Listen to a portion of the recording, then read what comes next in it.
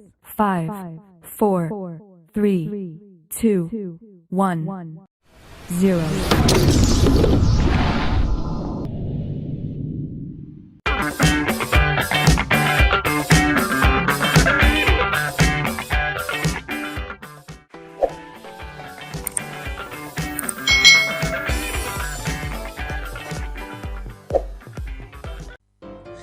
Hai. Selamat datang di channel YouTube Kak Citra. Apa kabarnya adik-adik semuanya? Kak Citra berharap kalian dalam keadaan yang baik, sehat, dan siap untuk belajar ya. Hari ini kita akan belajar bersama-sama untuk mata pelajaran tematik kelas 6. Kita belajar di tema 4, globalisasi, subtema 2, globalisasi dan manfaatnya, pembelajaran yang keempat. Mari adik-adik kita belajar dengan penuh semangat.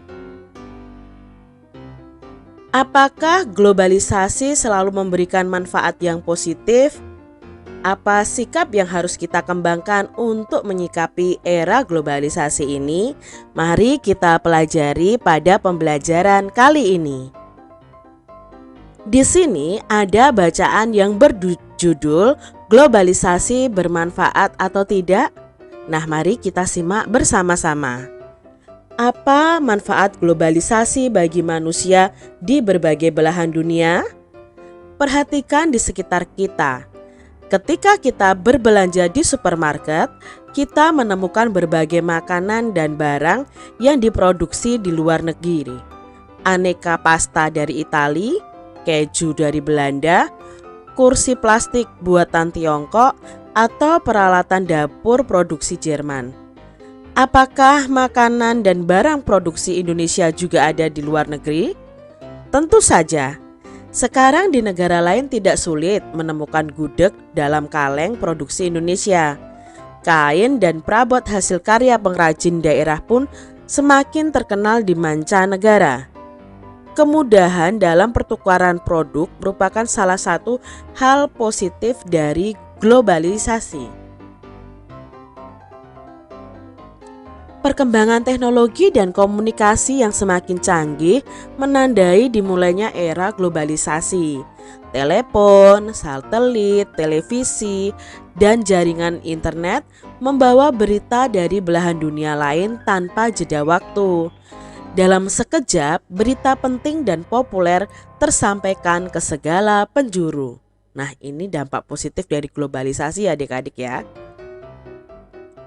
Namun perlu kita waspadai, globalisasi dapat memengaruhi kebudayaan manusia di sebuah negeri. Masuknya pengaruh asing secara tidak langsung akan membawa perubahan budaya dalam masyarakat. Perubahan budaya ini menjadi pengaruh positif, namun bukan tidak mungkin membawa pengaruh negatif juga adik-adik. Saat ini di kota besar di Indonesia, anak-anak muda itu menikmati tayangan Korea. Nah, gemar sekali menikmati tayangan dari Korea. Mereka juga meniru cara berpakaian muda-mudi Korea, cara menari muda-mudi Korea. Nah, apakah sesuai dengan nilai-nilai dalam budaya Indonesia?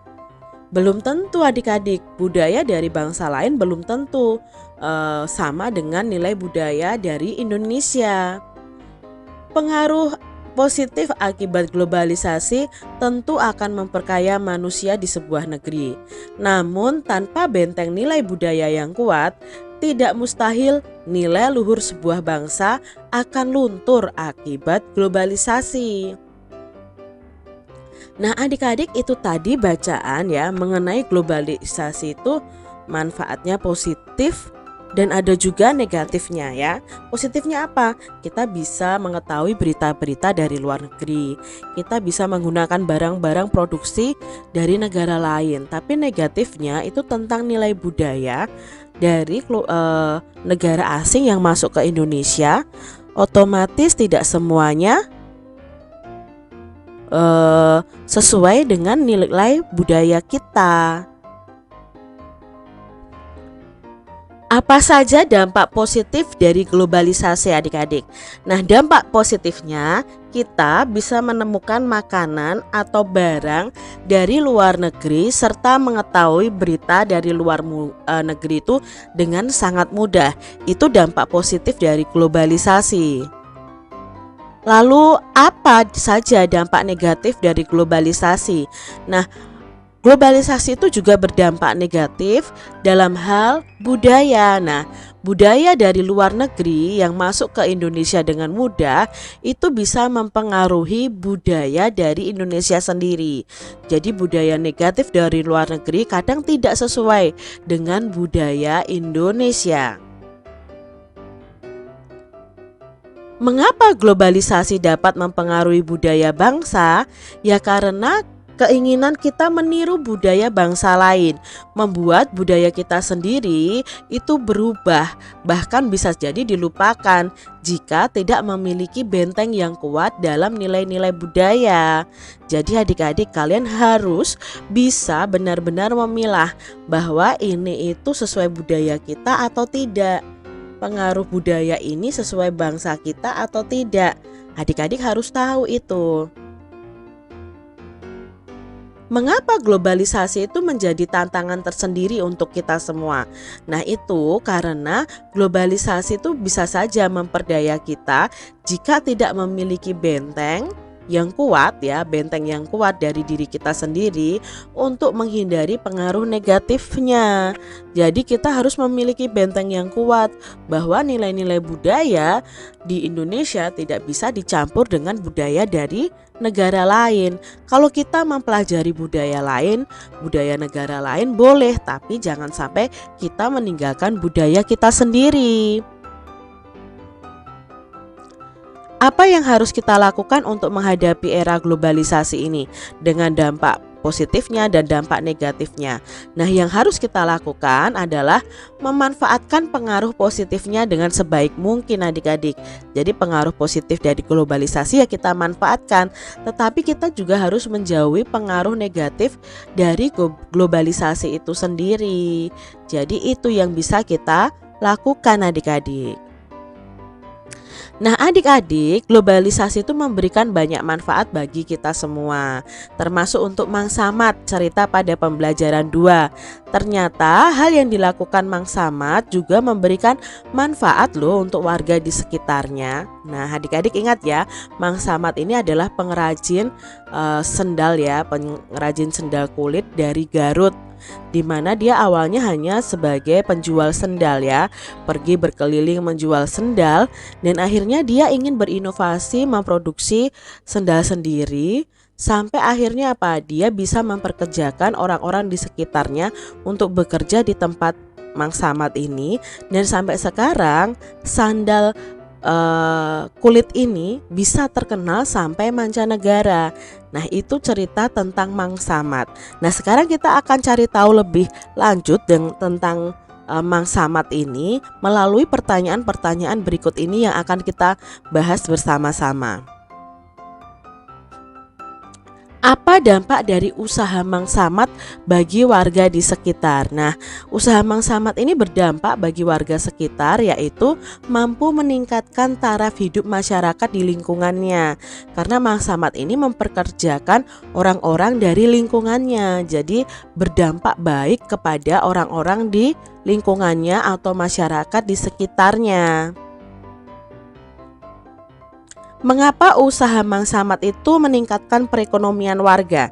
Ya karena tadi adik-adik, karena hasil usaha dari Mang Samad ini juga dirasakan oleh warga di lingkungannya. Jadi ini meningkatkan perekonomian warga yang bekerja bersama Mang Samad adik-adik. Lalu apa dampak dari yang dilakukan Mang Samad terhadap Indonesia? Ternyata apa yang dilakukan Mang Samad terhadap Indonesia itu sangat berdampak loh adik-adik. Apa dampaknya?